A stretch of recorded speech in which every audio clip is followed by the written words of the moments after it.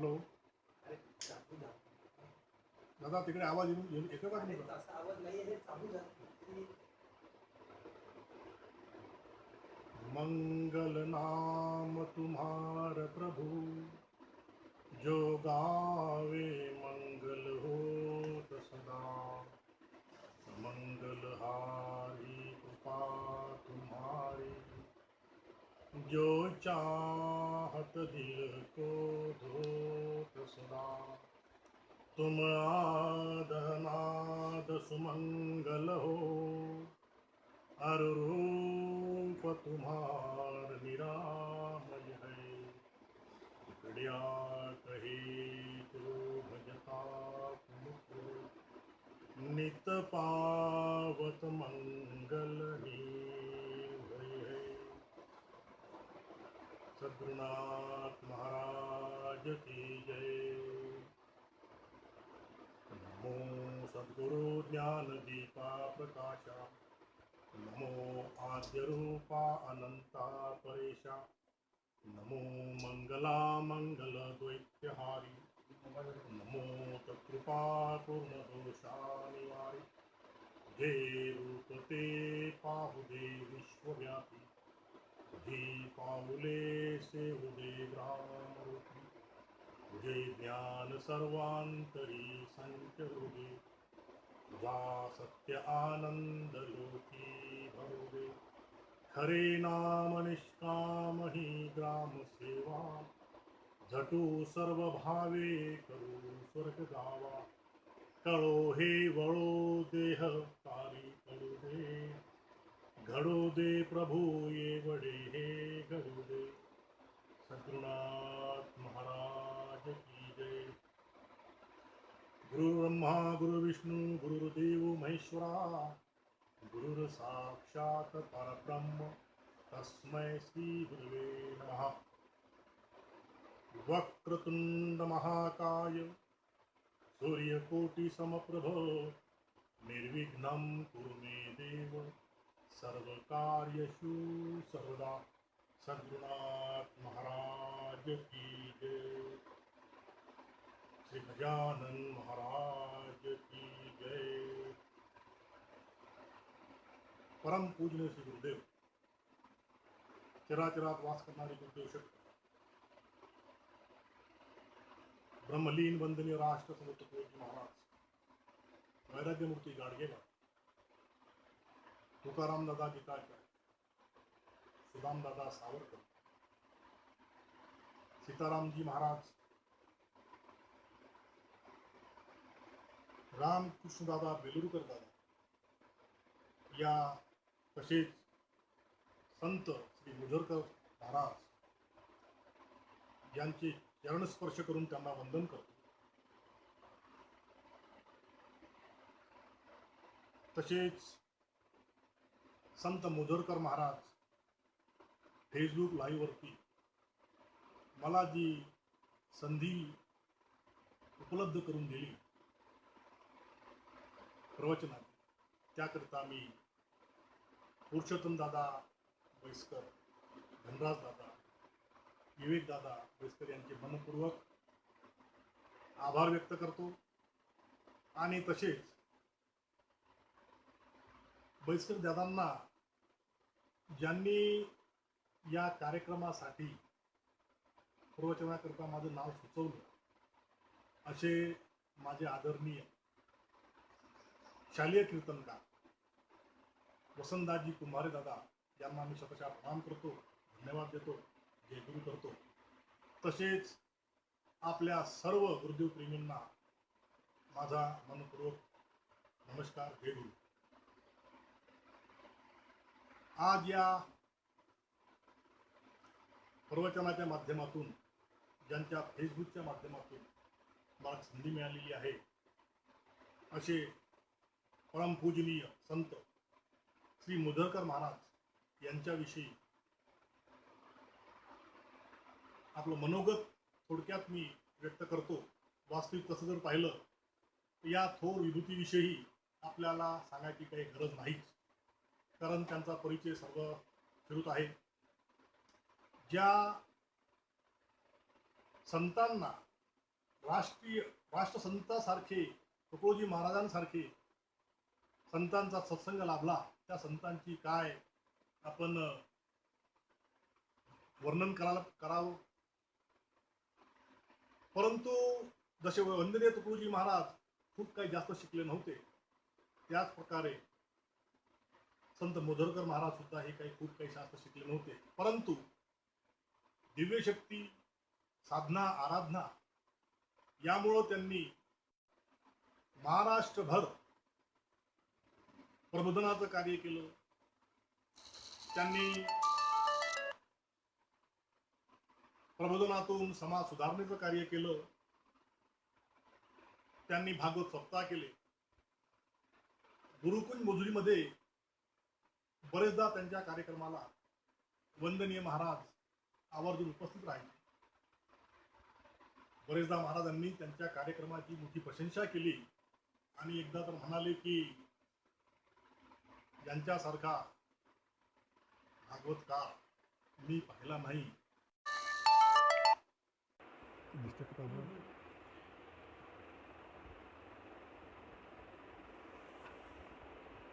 मंगल नाम तुम्हार प्रभु, जो गावे मंगल होत सदा.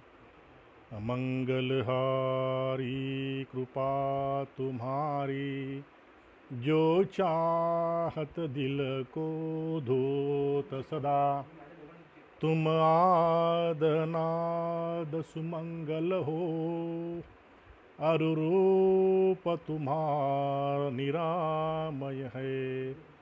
टुकड़िया कहे जो भजता तुमको, नित पावत मंगल निर्भय है. सद्गुरुनाथ महाराज की जय. नमो सद्गुरु ज्ञानदीपा प्रकाशा, नमो आद्यरूपा अनंता परेशा, नमो मंगला मंगल द्वैत्यहारी, नमो तत्कृपा पूर्ण दोषा निवारी. तुझे रूप ते पाहू दे विश्वव्यापी, तुझी पाऊले सेवू दे ग्रामरूपी. तुझे ज्ञान सर्वांतरी संचरू दे, तुझा सत्यानंद लोकी भरू दे. खरे नाम निष्काम ही ग्राम सेवा, झटू सर्व भावे करू स्वर्ग गावा. कळो हे वळो देह कारी पडू दे, घडो दे प्रभू येवडे हे घडू दे. सद्गुरुनाथ महाराज की जय. गुरुर्ब्रह्मा गुरुर्विष्णू गुरुर्देव महेश्वरा, गुरुर्साक्षात् परब्रह्म तस्मै श्री गुरुवे नमः. वक्रतुंड महाकाय सूर्यकोटि समप्रभ, निर्विघ्नं कुरु मे देव सर्वकार्येषु सर्वदा. सद्गुरुनाथ महाराज की जय. परम पूजनीय श्री गुरुदेव, चराचरात वास करणारी गुरुदेव शक्ती, ब्रह्मलीन वंदनीय राष्ट्रसंत तुकडोजी महाराज, वैराग्यमूर्ती गाडगे बाबा, संत श्री मोझरकर महाराज, सीतारामदास महाराज, आडकुजी महाराज, तुकारामदादा गीताचार्य, सुदामदादा सावरकर यांच्या पावन स्मृतीला मी वंदन करतो. तसेच आजच्या या संत मोझरकर महाराज फेसबुक लाईव्हवरती मला जी संधी उपलब्ध करून दिली त्याबद्दल मी पुरुषोत्तमदादा बैसकर, ज्ञानराजदादा तसेच विवेकदादा बैसकर यांचं मनपूर्वक अभिनंदन करतो, त्यांना धन्यवाद देतो. आणि ज्यांच्या माध्यमातून मलाही माझं नाव सुचवण्यात आलं आहे या कार्यक्रमासाठी, असे माझे परमश्रेही शालेय कीर्तनकार श्री वसंतदादा कुंभारे यांनाही मी जयगुरु करतो. तसेच सर्व आपले गुरुदेव प्रेमी यांनासुद्धा माझा सप्रेम जयगुरु. या कार्यक्रमाच्या सुरुवातीला संत मुझरकर महाराज यांच्याविषयी थोडक्यात माहिती आपल्यासमोर मी प्रस्तुत करतो. आता तसं जर पाहिलं तर त्यांच्याविषयी बोलणं म्हणजे सूर्याला बोट दाखवल्यासारखं आहे. ज्या संतांना राष्ट्रसंतासारखा संत लाभला, त्यांचा सत्संग लाभला, त्यांचा समागम लागला, अशा संताची आपण काय काय वर्णन करू शकतो. जसे प्रकारे वंदनीय राष्ट्रसंत तुकडोजी महाराज काही जास्त शिकलेले नव्हते, परंतु त्यांनी आपल्या साधनेद्वारे एवढं साहित्य निर्माण करून ठेवलं. तशाच प्रकारे संत मुझरकर महाराजांनी सुद्धा साधनेद्वारे, भक्तीद्वारे अभ्यास केला आणि त्या कथेचा, भागवत कथेचा त्यांनी सर्वदूर प्रचार केला. महाराष्ट्रभर त्यांनी कथा, प्रवचन, कीर्तनं केलेत. बरेचदा मोझरीमध्ये जेव्हा त्यांचे भागवत कथा व्हायच्या त्यावेळेस वंदनीय महाराज तुकडोजी महाराज हे सुद्धा त्यांच्या कार्यक्रमाला उपस्थित असायचे. एकदा जर त्यांनी असं म्हटलं, असं ऐकूयात आहे की मुझरकर महाराजासारखा कथाकार मी पाहिला नाही. म्हणजे एवढी मोठी कौतुकाची थाप ज्या संतांनी मुझरकर महाराजांच्या पाठीवर दिली त्यांचं आपण काय वर्णन करावं. तसेच मुझरकर महाराज जे आहे ते काही काळ खट्टेश्वर महाराज देवस्थानचे सचिव होते. तसेच ते मोझरीच्या संचालक मंडळावरतीही त्यांनी बरीच वर्ष कार्य केलं. मागील 2-3 महिन्यापासून या संत मुझरकर महाराज फेसबुकवरती जे समाज प्रबोधनाचे कार्य होत आहे ते खरंच स्तुत्य आहे. आजच्या या लॉकडाऊनमध्ये सर्व लोक, सर्व जनता, त्यांच्या मनामध्ये एक भीतीचं वातावरण आहे. अशा या परिस्थितीमध्ये या फेसबुकच्या माध्यमातून लोकांचं मनोबल वाढवण्याचं कार्य आपण करता निश्चितच प्रशंसनीय आहे. तर त्याचाच एक भाग म्हणून मला आजच्या या प्रवचनाचा माझा विषय जो आहे तो ग्रामगीतेमधील पहिला अध्याय देवदर्शन. तत्पूर्वी वंदनीय राष्ट्रसंत तुकडोजी महाराजाविषयी, त्यांच्याविषयी तर सर्वांनाच माहीत आहे, परंतु ही ग्रामगीता लिहिण्याची प्रेरणा आणि त्यांनी जो एवढा मोठा व्यासंग निर्माण केला, एवढं मोठं समाज प्रबोधनाचं कार्य केलं, त्यांच्याविषयी सर्वांनाच माहिती आहे. परंतु तरी सांगण्याचं एक तात्पर्य म्हणजे असं की वंदनीय राष्ट्रसंत तुकडोजी महाराज हे खरे वारकरी होते.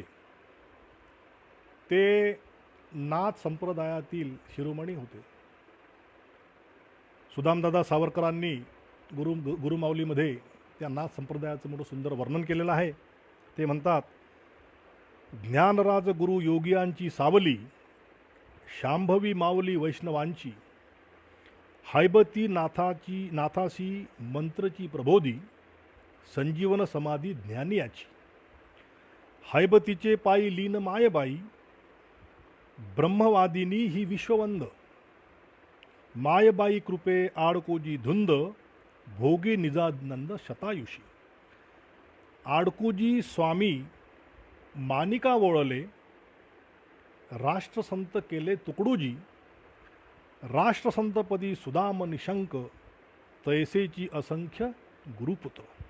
अशा प्रकारे तुकडोजी महाराज हे नाथ संप्रदायातील खरे वारकरी होते. आयुष्याच्या शेवटच्या क्षणापर्यंत वंदनीय महाराजांनी पंढरपूरची वारी चुकवली नाही. आणि जेव्हा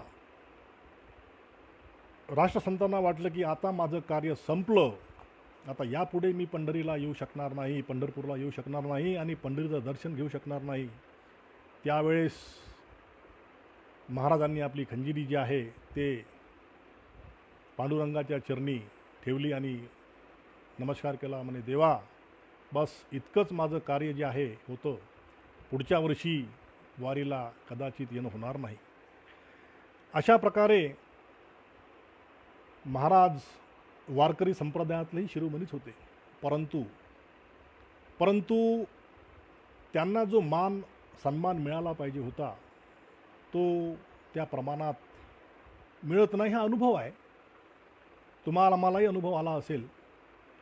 परंतु महाराजांनी म्हटलं आहे, या भारतात बंधुभावा नित्य वसू दे, देवरची असा दे, हे सर्व पंथ संप्रदाय एक दिसू दे, मतभेद नसू दे.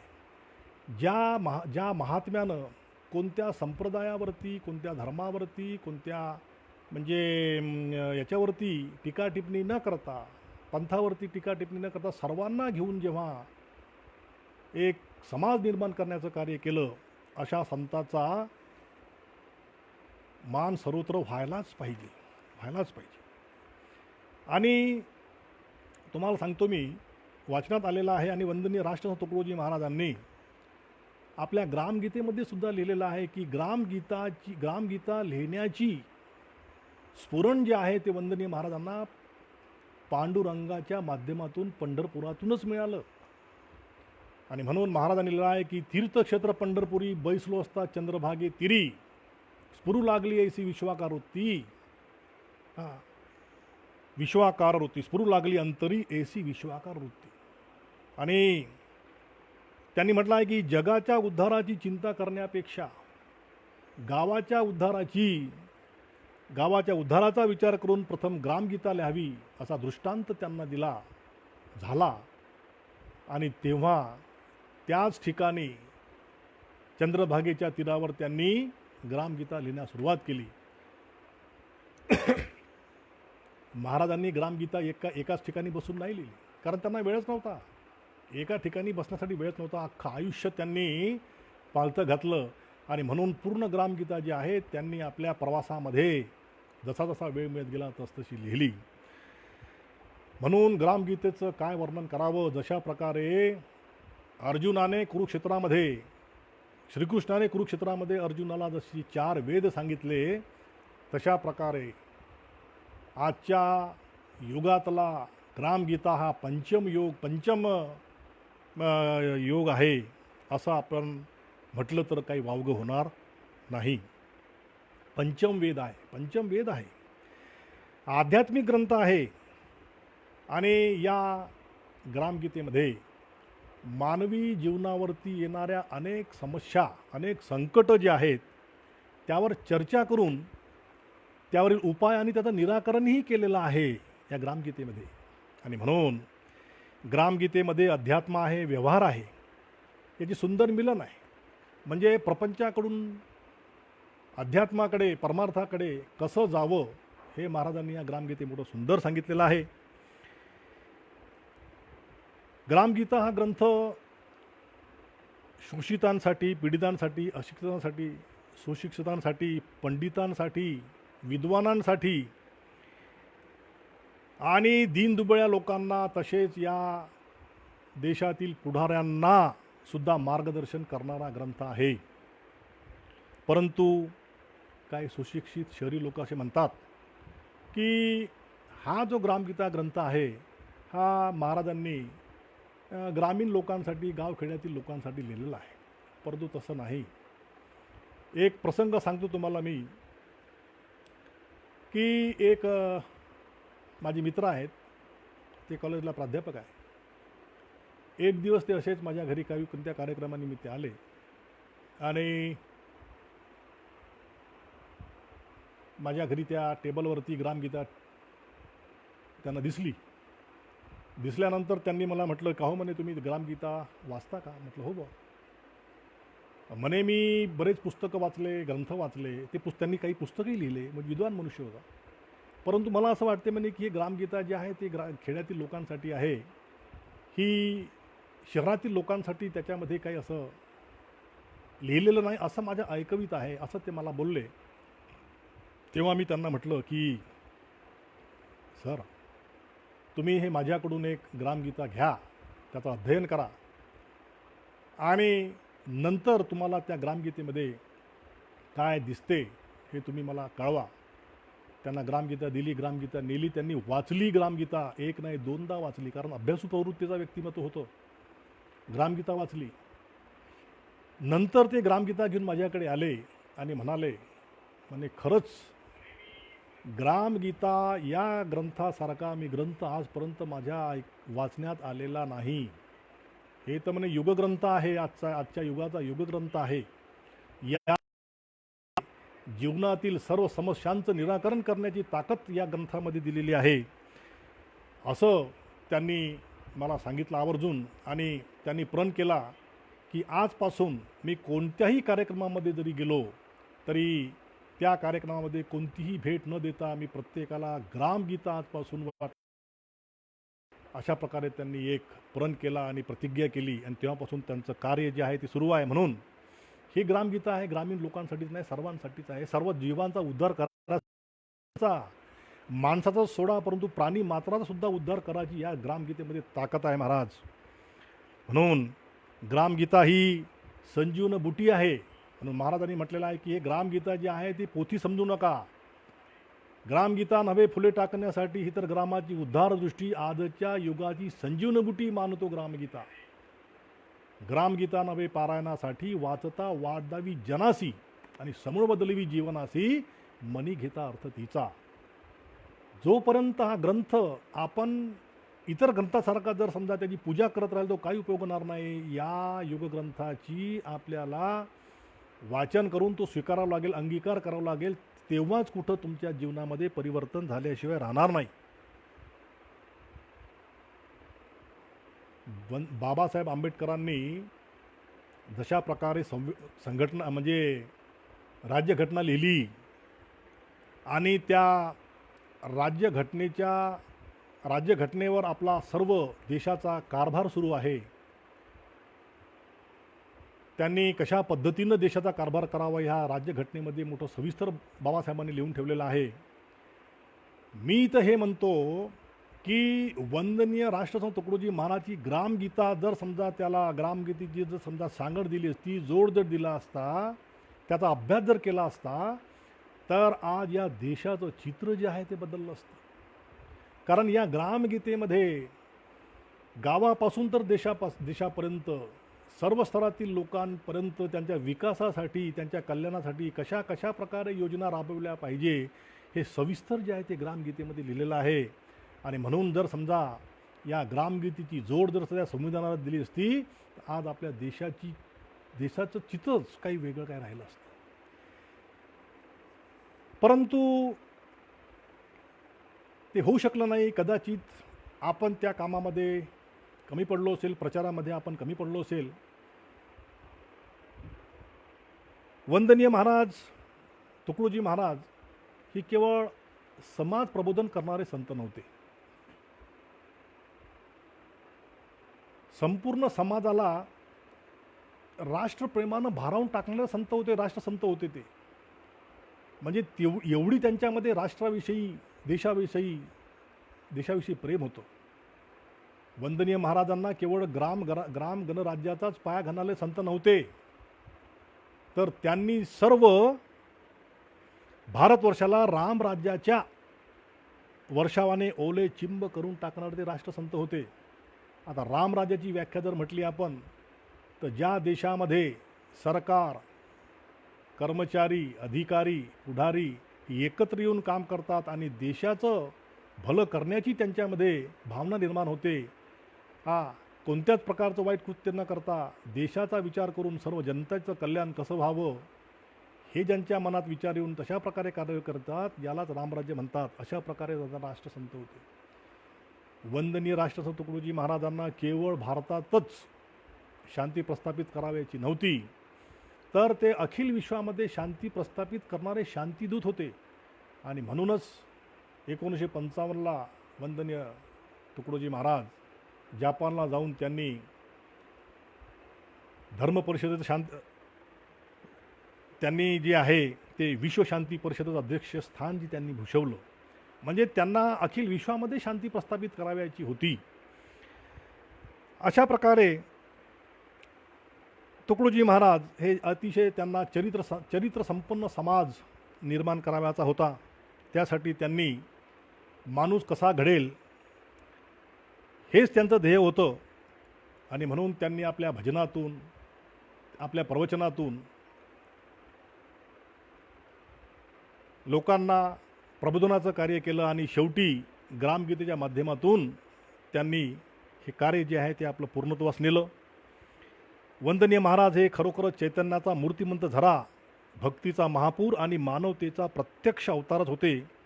आणि अशा संताच्या जोरावर आज समाज टिकून आहे. आणि म्हणून महाराजांनी म्हटलं आहे की संत दुनिया में जगे तबैरी दुनिया खड़ी, उनके प्रतापों से आज तक नीचे नहीं पड़ी. कितना जगत में पाप अंदाज के बाहर चला, पर संत ही का पुण्य है जो आज तक ना ढला. संत मुधरकर महाराजासारखे संत, तुकडोजी महाराजासारखे संत, तुकारामासारखे संत, एकनाथासारखे संत, एकनाथ महाराजासारखे संत, ज्ञानेश्वरासारखे संत या पृथ्वीवर तयार झाले. आणि त्यांनी जे समाजाचं कार्य केलं तेच कार्य आजही सुरू आहे. आज जे काही कथा, भागवत कथा, आणखी काही इतर कार्यक्रम होतात, ते दृष्टांत जे आहेत त्यांच्याच लिहिलेल्या साहित्यातून दिल्या जाते. आणि समाज प्रबोधनाचं कार्य जे आहे ते चालू आहे. म्हणून महाराजांनी म्हटलं आहे की सरकार कोणाची हो, सत्ता कोणाची चालो, तरी शेवटी सत्ता आहे ती संताची चाले. आणि म्हणून राजे किती आले गेले, त्यांचे कायदे नष्ट झाले, सत्तेचे दरबार उजळले, परंतु राज्य चाले संताचे. कालही चाललं, आजही चालेल आणि उद्याही जे आहे संताच्या विचारावरतीच आपलं कार्य जे आहे ते समाजाचं चालू राहील. आणि म्हणून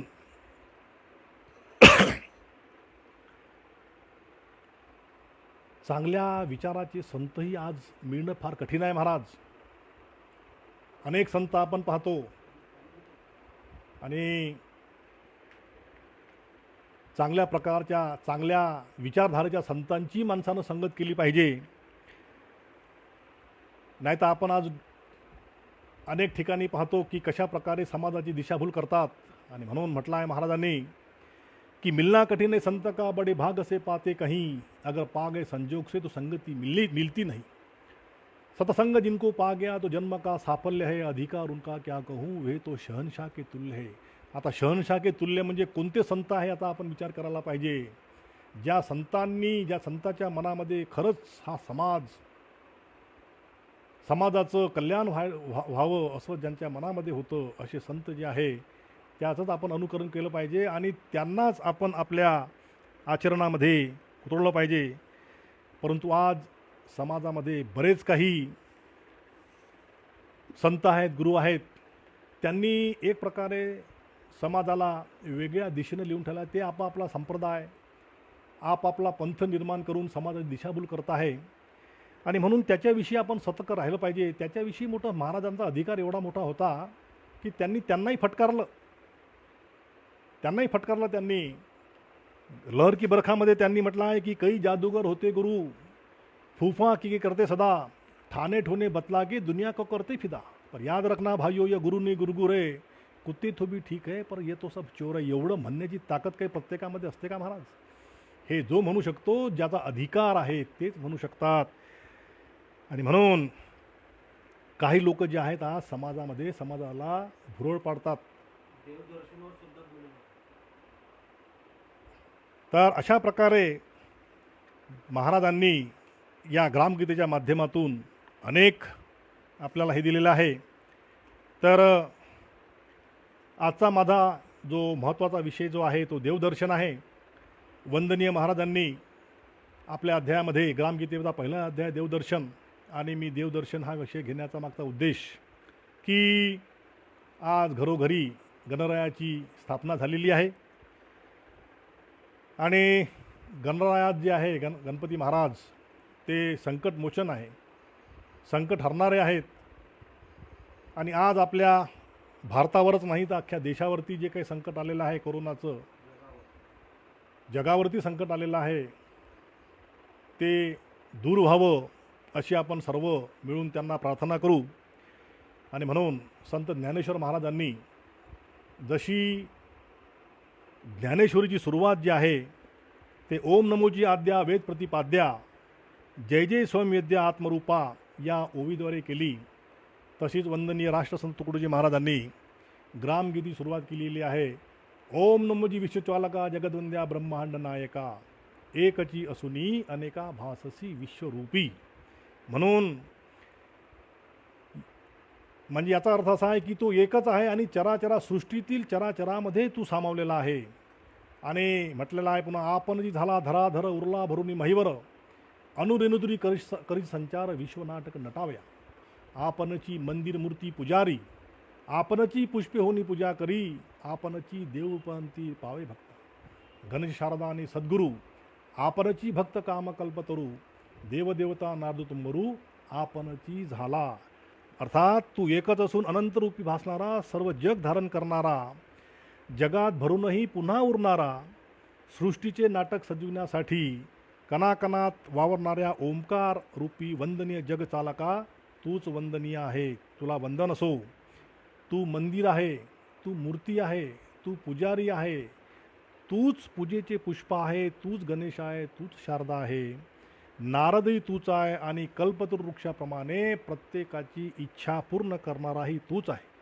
परंतु ग्रामगीतेतील 9व्या ओवीमध्ये महाराजांनी म्हटलेलं आहे की तुझ्या शक्तीची पूर्णावली अजून नाही जीवभावात शिरली, म्हणूनच अज्ञान दशा उरली आम्हापाशी. म्हणजे आपण जे आहे आपल्यामध्ये जे काही अज्ञानरूपी अंधकार जे आहे ते आपल्यामध्ये असल्यामुळं आपल्याला अजूनही आपल्या मनामध्ये तो प्रकाश निर्माण झालेला नाही, ते समजण्याची आपल्या चेतना निर्माण झालेली नाही. आणि शेवटी 10व्या ओळीमध्ये महाराज लिहितात की जेव्हा तुझे दर्शन घडे उघडती विशाल ज्ञानाची कवाडे, मग मीतूपणाचे पोवाडे कोठचे तेथे. आता जेव्हा ईश्वराचं दर्शन होईल, जसा सूर्य जैसा नभी प्रगटला अंधकाराचा नाश झाला, तैसा तो हृदय प्रगटला जीव झाला विश्वव्यापी. सूर्याचा प्रकाश झाल्यानंतर जेव्हा जसा अंधकार दूर होतो नाहीसा होतो, तशा प्रकारे देवा जेव्हा तू आमच्या मनामध्ये प्रगटशील तेव्हा आमच्या अंतःकरणातील अंधकार जो आहे तो दूर होईल. आणि परंतु हे सर्वसाधारण लोकांसाठी साध्य नाही आहे, साधारण नाही आहे. म्हणून त्यासाठी मोठी तपश्चर्या करावं लागेल, ध्यान प्रार्थना तप जप करावं लागेल. आणि म्हणून हे सर्वसाधारण लोकांसाठी नसल्यामुळं महाराजांनी मोठं सुंदर सांगितलेलं आहे आपल्या प्रार्थनामध्ये की तुकड्या मने ऐसा अमरपद प्राप्त कर संसार में छोडेने घरबार पर हो मस्त गुरुचरणार में. म्हणजे संसारामध्येच राहून तुम्ही प्रपंचामध्ये राहून देवदर्शन कशा पद्धतीनं करू शकाल. म्हणून असं आहे की ही इतकी साधी गोष्ट नाही आहे. एक दृष्टांत असा आहे की एकदा देवाच्या पायावरील फुलं देवाच्या गळ्यातील फुलांना म्हणाले की असं तुम्ही कोणतं पुण्य केलं की तुम्ही देवाच्या गळ्यात पडले आणि आम्ही देवाच्या पायावरती आहो. तेव्हा त्या गळ्यातील फुलांनी म्हटलं की यासाठी पहिले हृदयामध्ये सुई टोचून घ्यावं लागते. तशा प्रकारे जर समजा तुम्हाला देवदर्शन करायचं असेल, देवाची प्राप्ती करून घ्यायचं असेल, तर हृदयामध्ये तुम्हाला एक प्रकारे ती भावना निर्माण करावी लागेल. आणि म्हणून महाराजांनी प्रपंचामध्येच राहून माणूस घडविण्यावर जास्त जोर दिला आहे. म्हणून माणूस द्या भीक मागता प्रभू दिसला, लोकदर्शनासाठी जाती देव दिसावा म्हणून या, देव म्हणे मज माणूस न दिसे, अजब तमाशा हा कसला. लाखो करोडो लोक जे आहे दरवर्षी देवदर्शनाला जातात, परंतु महाराज ते सर्वांच्या कल्याणासाठी नाही तर स्वतःच्या कल्याणासाठी हौसे गवसे आणि नवसे जे आहे ते लोक देवदर्शनाला जातात. आणि म्हणून महाराजांनी म्हटलेलं आहे की आओ सभी मिल जाएंगे प्रभु ध्यान धरेंगे, सबका भला करो यही आवाज करेंगे. जोपर्यंत आपण इतरांसाठी काही चांगलं मागणार नाही तोपर्यंत तुम्हाला ही देवप्राप्ती काय होणार नाही. कारण देव माणसातच आहे. सर्वांच्या कल्याणाची कामना आपण केलीच पाहिजे. आणि म्हणून सबके लिए खुला है मंदिर ये हमारा. महाराजांनी म्हटलं आहे की सब मिल के प्रार्थना है गुरुदेव से हमारी, सब मिल के प्रार्थना है गुरुदेव से हमारी, जग का कल्याण हो, सभी का कल्याण हो, आओ सभी मिल जाएंगे प्रभु ध्यान धरेंगे, सबका भला करो यही आवाज करेंगे. आणि जर समजा सृष्टीचा नियम आहे, तुम्हाला जर आनंदी राहायचं असेल तर तुम्हाला दुसऱ्यांना आनंद द्यायचा असेल, सुखी राहायचं असेल तर तुम्हाला दुसऱ्याला सुख द्यायचं असेल, सुख द्यावंच लागेल. तेव्हाच कुठं तुम्हाला आनंद प्राप्त होईल आणि सुखही प्राप्त होईल. परंतु कसं आहे की आपण फक्त आपला स्वार्थ पाहतो आणि दुसऱ्याचा पाहत नाही, म्हणून आपण दुःखी आहोत. आपलं असं आहे की दुसऱ्याची उणीव पाहता हसणे, दुसऱ्याचे वैभव देखून जळणे आणि दुसऱ्याची आपत्ती पाहून पळणे होते असे. म्हणून जगातील माणूस जर समजा सर्वात दुःखी असेल तर तो आपल्या दुःखामुळे दुःखी नाही आहे, दुसऱ्याच्या सुखामुळे दुःखी आहे. आणि म्हणून तुम्ही लोकांसोबत जशा प्रकारे व्यवहार कराल तशा प्रकारे लोक तुमच्यासोबत व्यवहार करतात. आणि लड़की बरकामध्ये महाराजांनी म्हटलं आहे की धोखा नहीं देना किसी को तो तुम भी धोखा नहीं खाओगे, सुख दिया दूसरों को तो तुम भी सुखी हो जाओगे, सबसे करोगे मित्रता तो तुम सबके प्रिय हो जाओगे, और सबका करोगे आदर तो तुम सबके आदरणीय हो जाओगे. म्हणून जशा प्रकारे तुम्ही इतरांसोबत व्यवहार कराल तशाच प्रकारे व्यवहार लोक तुमच्यासोबत करतील. परंतु आपलं कसं आहे की मी इतरांसोबत कसाही वागलो तरी चालेल, माझ्या वागण्यामुळे लोकांना त्रास झाला तरी चालेल, परंतु लोकांनी माझ्यासोबत चांगलं वागलं पाहिजे, लोकांच्या वागण्यामुळे मला आनंद झाला पाहिजे, अशी आपली भावना असते. आणि अशी जर भावना आहे तर तुम्हाला देवदर्शन मोठं कठीण आहे महाराज. आणि म्हणूनच आपण माणसामध्येच परमेश्वर आहे, भगवंतानं आपल्याला सांगितलेलंच आहे. आणि म्हणून आपणच इन्सान आहो, आपणच भगवान आहो आणि आपणच शैतान आहो. ही तिन्हीची व्याख्या आपणच करू शकतो, इन्सान, भगवान आणि शैतान. जो व्यक्ती आपल्या सुखासाठी दुसऱ्याचं अनहित करू शकते, दुसऱ्याचा जीव घेऊ शकते आणि त्याच्यामध्ये आनंद व्यक्त करू शकते, तो आहे शैतान. आणि जो व्यक्ती आपलं जीवन जगण्यासाठी दुसऱ्यालाही सुखी ठेवण्याचा प्रयत्न करते, जियो और जीने दो अशी ज्याची भावना आहे, तो आहे इन्सान. आणि भगवान म्हणजे असं की जो व्यक्ती दुसऱ्याच्या कल्याणासाठी आपला वेळ प्रसंगी बलिदान देण्याची त्याची तयारी असते, तो झाला इन्सान. म्हणून माणूसच इन्सान आहे, माणूसच शैतान आहे आणि माणूसच भगवान आहे. तर या ठिकाणी आपली पावती जी आहे ते आपणच आपल्याला मिळू शकते की आपण कोणत्या कॅटेगरीमध्ये येतो, आपण इन्सान आहो, माणूस आहो का शैतान आहो का भगवान आहो. आणि म्हणून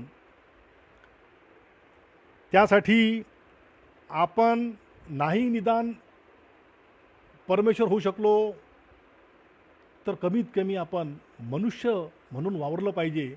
आज जगामध्ये माणसं खूप मोठ्या प्रमाणात आहे, परंतु माणुसकी कुठं आहे? ज्या घरात माणुसकी आहे त्याच घरात देवदर्शन आहे, त्याच घरात देवदर्शन आहे. आणि जर समजा आपल्याला माणसाची जर समजा देव होता आलं नाही तर माणूस तर निश्चितच आपल्याला होता येईल. आणि या भगवंतानं आपल्या जवळच परमेश्वर आहे. सर्वात जवळ जर असेल परमेश्वर तो आपल्याजवळच आहे, त्याच्यापेक्षा जवळ कोणीही नाही आहे संसारामध्ये, तो इतक्या जवळ आहे. परंतु तो शोधण्यासाठी आपण दूर दूर जातो, चारधाम जातो, तीर्थयात्रा करतो आणि त्याला शोधण्यासाठी जातो. कारण हे मंदिर, हे सुंदर जे शरीररूपी मंदिर आहे, हे परमेश्वरानं आपल्याला दिलेलं आहे. त्या मंदिरामध्ये आत्मास्वरूपी परमेश्वर आहे. त्याची भक्ती करायला पाहिजे, त्याचं ज्ञान प्राप्त करायला पाहिजे. परंतु आपण आपल्या या शरीररूपी मंदिराची अशी अवहेलना केलेली आहे की त्याला अनेक व्यसनांनी, अनेक वाईट कामांनी त्याला आपण गुरफटून टाकलेलं आहे. मग आता सांगा की अशा या मंदिरामध्ये खरंच देव राहू शकेल का, भगवंत राहू शकेल का? आणि म्हणून महाराजांनी म्हटलेलं आहे की रे मुसाफिर बडे भाग से मानव जन्म को पा लिया, अफसोस है कि संग से तन को विषय में खो दिया, कुछ भी आखिर नहीं किया जो करना नहीं सो कर लिया, क्यों रो रहा अब तो साध ले नहीं तो मानव जन्म व्यर्थ गया. मोठ्या जन्मजन्मी आम्ही बहुपुण्य केले तेव्हा ह्या विठ्ठले कृपा केली, हा देह तेव्हा प्राप्त झाला. आणि म्हणूनच या देहाची आपण या मानव जन्मामध्ये येऊन चांगल्या प्रकारे जीवन व्यतीत करून इतरांच्याही कामी आपण कशा प्रकारे येऊ हे आपण पाहिलं पाहिजे. परंतु आपण ते न करता आपल्या मंदिरातला देव न शोधता आपण देव शोधतो मंदिरामध्ये, त्या पाषाणामध्ये असलेला देव शोधतो, पाषाणामधील देव शोधतो आपण. पण त्या पाषाणामध्ये देव नाही आहे. आणि म्हणून महाराजांनी म्हटलं आहे, मंदिर में क्या कर रहा, आँख लगाकर देखता, मुंडी झुलाकर देखता, घंटी हिलाकर देखता, क्या है वहाँ पानी पत्थर, भगवान उसमें है नहीं, वहाँ तो भक्त के कर रबरा कर दीन की सेवा तुही. म्हणून रंजल्या गांजल्यांची सेवा, दुखितांची सेवा. आणि पुन्हा महाराज म्हणतात ग्रामगीतेमध्ये, मंदिरी बसुनी नाग दाबावे, त्यापेक्षा मार्गाची काटे उचलावे, दुखिताशी प्रेमी पाणी पाजावे, हेच श्रेष्ठ तीर्थक्षेत्रावनी. काही तीर्थक्षेत्राला जाण्याची गरज नाही, कुठं जायची गरज नाही. समाजामध्ये असलेल्या दीन दुबळ्याची सेवा करणेच म्हणजे ईश्वर दर्शन, म्हणजे देवदर्शन. हां. आणि म्हणजे तुकाराम महाराजांनी म्हटलेलं आहे की जे का रंजले गांजले त्याशी म्हणी जो आपुले, तो जी साधू ओळखावा देव तेथेची जाणावा. अशा प्रकारे देव आपण जर शोधत असेल तर ते आम्हाला लोकांमध्ये देव शोधला पाहिजे. देवदर्शन या अध्यायामध्ये महाराजांनी ग्रामीण जीवनावर आणि गावाला फार महत्त्व दिलं आहे. आणि महाराजांनी म्हटलं आहे ग्रामगीतेमध्ये की गाव हेच मंदिर असून गावातील लोकच देव आहे आणि त्यांचीच सेवा म्हणजेच ईश्वर सेवा आहे. हां. म्हणून म्हटलं आहे की गावाच्या प्रसन्नतेत संत प्रसन्न, विश्व प्रसन्न, देव प्रसन्न, सर्वाधी मन प्रसन्न करावयाचे आपुले. आणि म्हणून ग्रामसेवा ही देशसेवा. हां. म्हणून आपण ग्राम सुधारणेसाठी काहीतरी करू शकतो का, याचा प्रत्येकाने विचार केला पाहिजे. आता पुष्कळसे कामं आहेत की आपण ग्रामीण भागामध्ये जाऊन, वंदनीय महाराजांनी ग्रामदर्शन, देवदर्शन या अध्यायामध्ये सांगितल्याप्रमाणे गावाचा कशा पद्धतीनं विकास करू शकतो हे त्यांनी सांगितलं. एक तरी कार्य आपण जर करू शकलो तर निश्चितच महाराजांनी सांगितलेलं कार्य जे आहे ते आपण केल्यासारखं होईल. हां. याच्यामध्ये तुम्हाला मी सांगू इच्छितो की सांगणं गरजेचं आहे. आज बराच असा समज झालेला आहे की फक्त गुरुदेव सेवा मंडळाचे लोक जे आहेत ते कार्यक्रमापुरते मर्यादित आहे आणि कोणत्याच प्रकारचं कार्य करत नाही वंदनीय महाराजांनी सांगितलेलं कार्य. परंतु बरेचसे असे मंडळ आहे की ते ग्रामगीतेनुसार जगतात, वागतात आणि लोकांनाही प्रेरणा देतात. त्याच प्रकारे आज या कार्यक्रमातून मी तुमच्या फेसबुक लाईव्हमधून सांगण्याचं एक धाडस करतो की आमचं जे गुरुदेव सेवा मंडळ आहे ते फक्त काही या प्रबोधनापुरतं, प्रवचनापुरतं मर्यादित नाही आहे, कार्यक्रमापुरतं मर्यादित नाही आहे. आज तुम्हाला सांगतो, मागील 6 वर्षापासून आमचा गुरुदेव सेवा मंडळ पेन्शन नगर अनंतनगरच्या माध्यमातून नागपूर जिल्ह्यातील 54 गावामध्ये जाऊन आम्ही ग्रामसफाई अभियान राबवलेलं आहे. महाराज 54 गावामध्ये जाऊन ग्रामसफाई अभियान राबवलेलं आहे का कोणाला माहीत? कोणालाच माहीत होणार नाही. कारण चांगल्या कामाची दखल कोणी घेत नाही. आणि म्हणून हे सांगणं गरजेचं पडलं की गुरुदेव सेवा मंडळ आजही जिवंत आहेत पुष्कळशे. ग्रामीण भागामध्ये जाऊन आम्ही इतक्या मोठ्या प्रमाणात काम केलं की दर महिन्यामध्ये आम्हाला लोक म्हणजे इन्व्हाइट करतात, बोलावतात. इतकं इतकं काम आहे. परंतु आता या मार्च महिन्यापासून या कोरोनामुळं आमचं कार्य स्थगित झालेलं आहे. तर अशा प्रकारे चांगल्या कामाची दखल कोणी घेणार नाही, परंतु एखाद्या ठिकाणी जर समजा एखादं वाईट कृत्य घडू द्या तर त्याची दखल पटकन घेतल्या जाते. आणि म्हणून मी या कामाची दखल घेण्यासाठी आमचे एक मित्र आहे, पत्रकार, नाव सांगत नाही, त्यांना म्हटलं, हो दादा, की आमचं कार्य जे आहे ते आमचं कार्य नाही आहे, गुरुदेवाचं कार्य आहे, तुकडोजी महाराजाचं कार्य आहे. हे लोकांपर्यंत पोहोचू द्या, म्हणून आमचं कार्य जे आहे तुम्ही वर्तमानपत्रांमध्ये वगैरे देत जा. तर ते म्हणाले की याच्यासाठी काहीतरी पत्रकारांवरती खर्च करावा लागते. तर मी त्यांना प्रश्न केला की का हो, तुम्ही जे वर्तमानपत्रामध्ये ज्या नको त्या बातम्या देतात त्याच्यासाठी तुम्हाला किती कोणी म्हणजे खर्च करते तुमच्यावरती? म्हणजे आपण जे वर्तमानपत्र पाहतो त्या वर्तमानपत्रामध्ये नको त्या बातम्या येतात. हां, नको त्या गोष्टी छापून येतात, ज्याच्यामुळं समाजाचं म्हणजे समाज मन जे आहे ते खराब होते. हां, परंतु चांगले कार्य करणारे जे आहेत त्यांचं कोणी दखल घेतल्या जात नाही. हे आवर्जून सांगण्याचं कार्य म्हणजे असं की गुरुदेव सेवा मंडळातले पुष्कळशे मंडळ जे आहे ते आजही ग्रामगीतेप्रमाणे वागण्याचा प्रयत्न करतात. आणि हीच खरी ईश्वर सेवा आहे आणि हीच खरी ग्रामसेवा आहे. आणि म्हणून प्रत्येकाने एक तरी कार्य जे आहे वंदनीय महाराजांनी सांगितल्याप्रमाणे आपल्या हाती घेतलंच पाहिजे, तरच त्या कार्यक्रमाचं काहीतरी फलित होईल. नाहीतर फक्त कार्यक्रमापुरते आपण मर्यादित राहिलो तर मग विचार करणं आपल्याला गरजेचं राहील. आणि आज आपण पाहिलं तर ग्रामसेवाच ही देशसेवा आहे, देशसेवाच म्हणजे ईश्वर सेवा, आणि गोसेवा म्हणजेच ईश्वर सेवा अशी झालेली आहे. आज आपल्या देशामध्ये 3 माता ज्या आहेत त्या मोठ्या संकटामध्ये आहे. एक आपली भारत माता, दुसरी गोमाता आणि तिसरी आपली जन्मदात्री माता आहे. देशावरती मोठं संकट आहे. आपण पाहतोच आहे की अनेक प्रकारचे अतिक्रमण म्हणा किंवा अनेक संकटं या देशावरती आहे, त्याचा आपण सामना करूनच राहिलो. दुसरं म्हणजे हा देश कृषीप्रधान देश आहे, म्हणून त्यासाठी आपल्याला गाई बैलांची गरज आहे. परंतु आपल्या स्वार्थासाठी, आपल्या फायद्यासाठी, 2 पैसे मिळवण्यासाठी आज गो हत्या बंदी कायदा असूनसुद्धा लाखो जनावरं आजही जे आहे ते अवैध मार्गानं जाऊन त्यांची कत्तल होत आहे. म्हणून त्यांचीसुद्धा सेवा करणं हे सुद्धा ईश्वर सेवाच आहे. आणि आपल्या जन्मदात्या आईवडिलांची सेवा करणं हेही देशसेवाच आहे, हेही ईश्वर सेवाच आहे, यांची सेवा. परंतु दुर्दैवानं पहा की धनिक माणसाच्या घरी सर्व काही सुखसंपन्न व्यवस्था आहे, परंतु त्यांचे आईवडील आज वृद्धाश्रमामध्ये आहे. म्हणजे आज ज्याची नको गरज ते जास्त प्रमाणात आहे आणि ज्याची गरज पाहिजे ते कमी प्रमाणात आहे. वृद्धाश्रमाची गरज दिवसेंदिवस वाढत चाललेली आहे. आणि अशा प्रकारे ज्या घरामध्ये आपल्या आईवडिलाची सेवा, आपल्या गुरुजनांची सेवा होत असेल, अशाच ठिकाणी परमेश्वराचा वास आहे. आणि हेच यांची जर सेवा केली तर हेच खरं देवदर्शन आहे. आणि शेवटी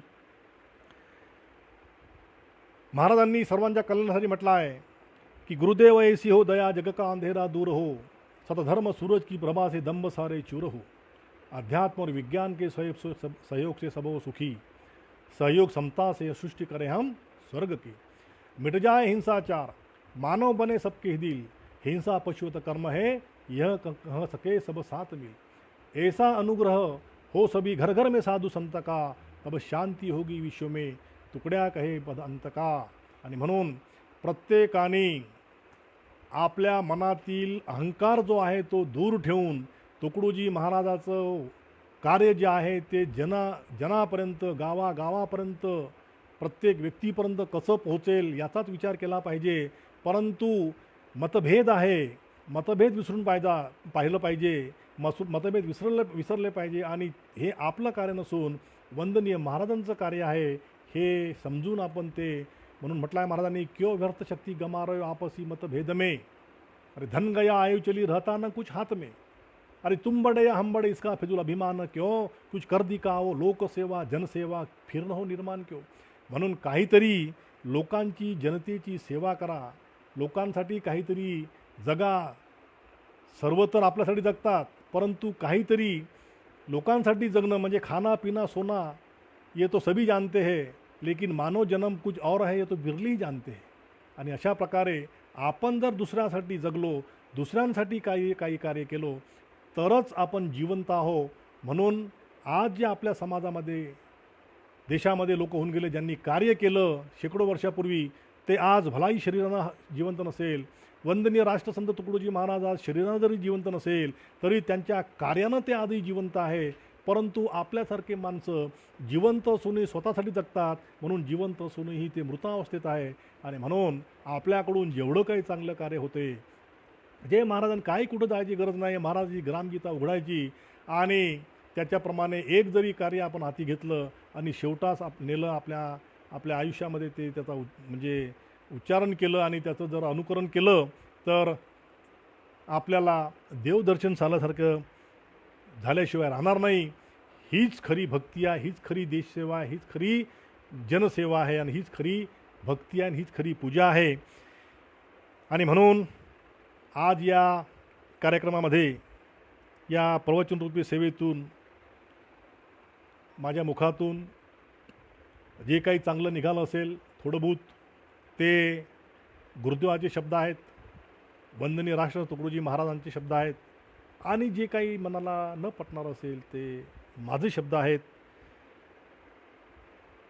म्हणून मोठ्या मनानं ते आपण स्वीकारावं, माफ करावं.